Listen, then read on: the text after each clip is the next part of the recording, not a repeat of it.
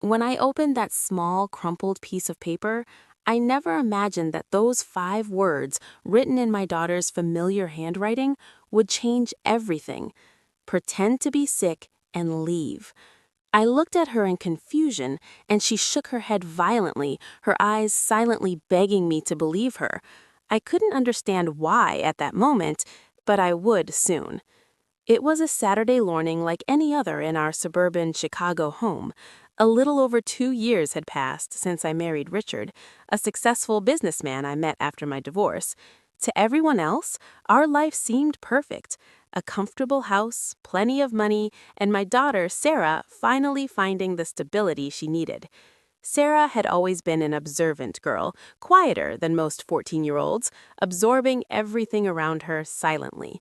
At first, her relationship with Richard was tense, as is expected between a stepfather and a teenager, but over time, I thought they had reached some sort of balance.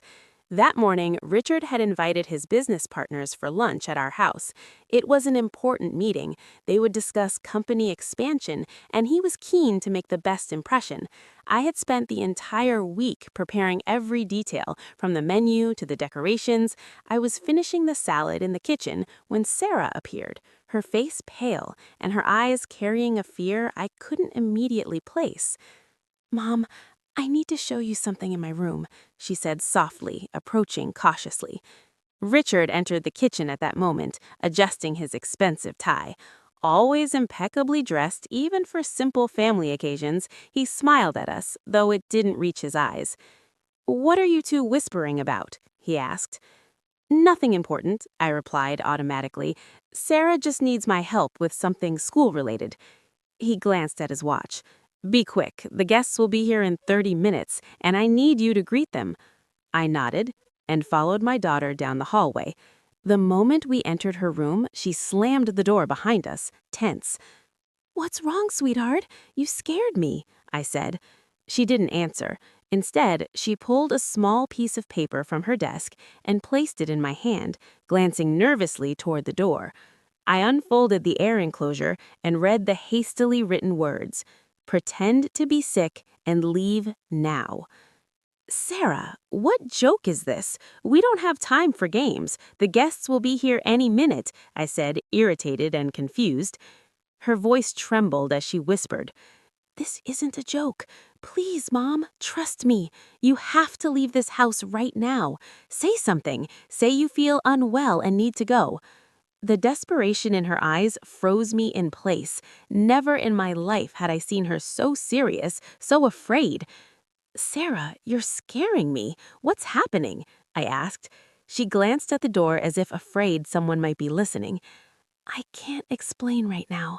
I promise I'll tell you everything later, but you have to trust me. Please." Before I could insist, we heard footsteps in the hallway. The door opened, and Richard appeared, visibly annoyed. "What is taking so long? The guests are here." I looked at Sarah. Her eyes silently pleaded, and in that moment, I decided to believe her. "I'm sorry, Richard. I suddenly feel dizzy. Maybe a migraine," I said, placing my forehead in my hand.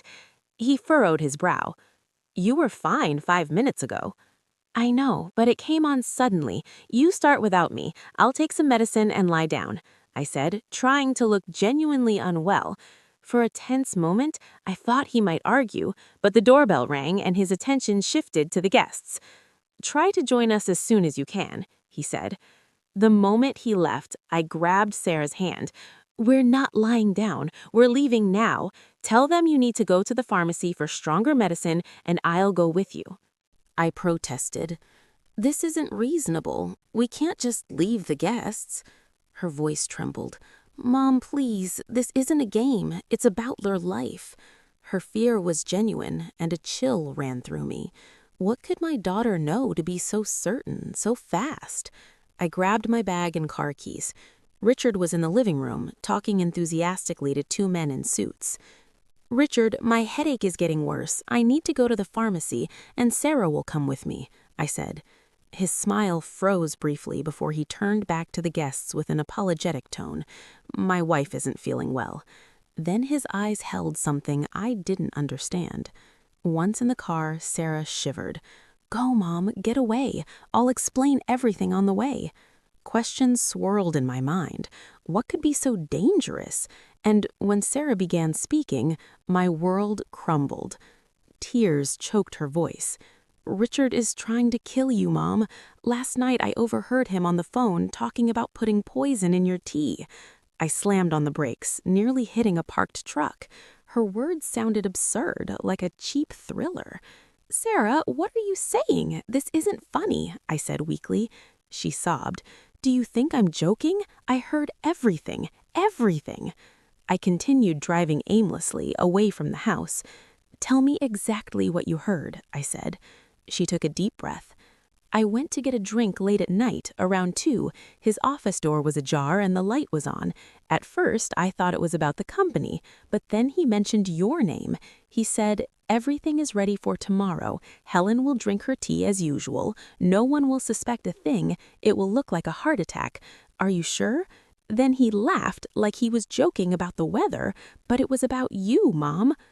I felt sick. Maybe you misunderstood. Maybe he was talking about another woman with the same name, I tried to reason. She shook her head violently. No, he spoke about you, about today's lunch. After you leave, he'll get the insurance and the house. He even mentioned me. He said he'd take care of me later. Cold ran through my body. Insurance? Yes, the life insurance, $1 million. She whispered, almost inaudibly, that she hadn't just overheard the call, she had tried to understand why. She had waited outside his room, heart pounding, until she heard him leave. She returned to his office silently and found files, papers, and a leather folder left open, as if in a hurry. The smell of paper and leather filled the room, the scent of success that had concealed a trap. She saw words like debts, overdue payments, legal warnings repeated on official notices, and worse, notes in his handwriting about payments, end-of-month deadlines, pressure increasing. She realized he maintained secret accounts, hidden transfers, and a network of debts. Small amounts transferred regularly, eventually becoming significant. She understood because she had seen a prior bank statement for an apartment we sold and the savings we'd discussed. My world collapsed. Everything I had built in my mind the past 2 years, the trust, the love, the stability, was a facade hiding danger, deception, and premeditation. The threat wasn't just the poison, it was the story he could tell about us. If we left without evidence, he could twist reality, make me the unstable ex-wife and himself the worried husband. I said to Sarah, "We may have to go back." She gasped. Go back? Are you insane? I tried to steady my voice. We won't drink, we won't eat, and we won't give him a chance. We go back only to gather evidence. We treat the house like a battlefield, not our home. We must be extremely careful. She nodded, still frightened, and I outlined the plan. I would pretend to recover, she would act tired, search for evidence, photos of the bottle, the notes, but not touch anything else. If the danger became immediate, we would leave instantly, no matter the cost.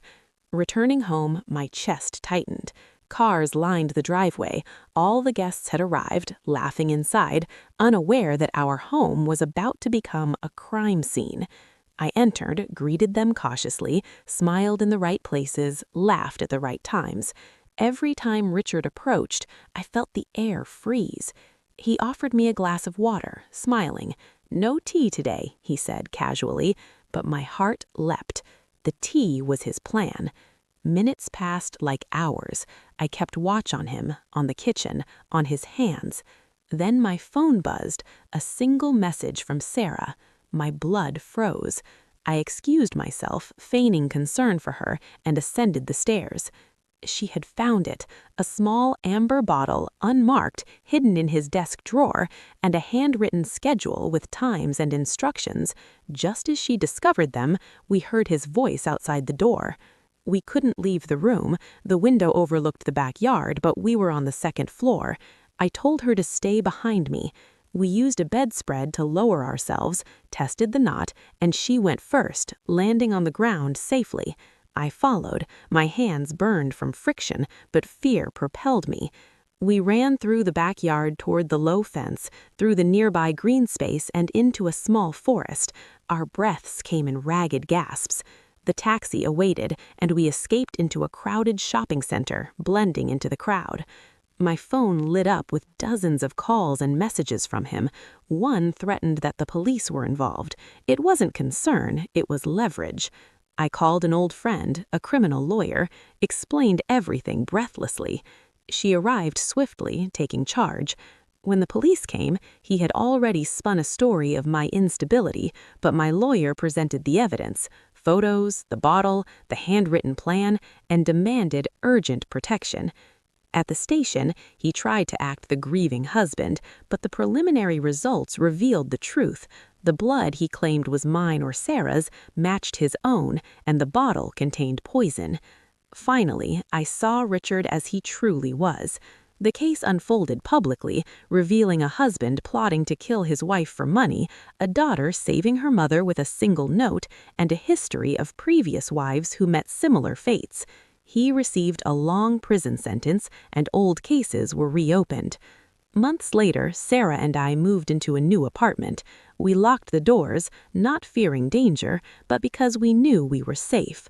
One quiet morning, while sorting through books, I found a small folded piece of paper, a note from Sarah. "Pretend to be sick and leave." I recognized her handwriting immediately. I sat on the floor, pressed it to my chest, and wept not in fear this time, but in relief. Those words had saved our lives, and they would always remind me that vigilance, intuition, and courage can turn even a single sentence into salvation.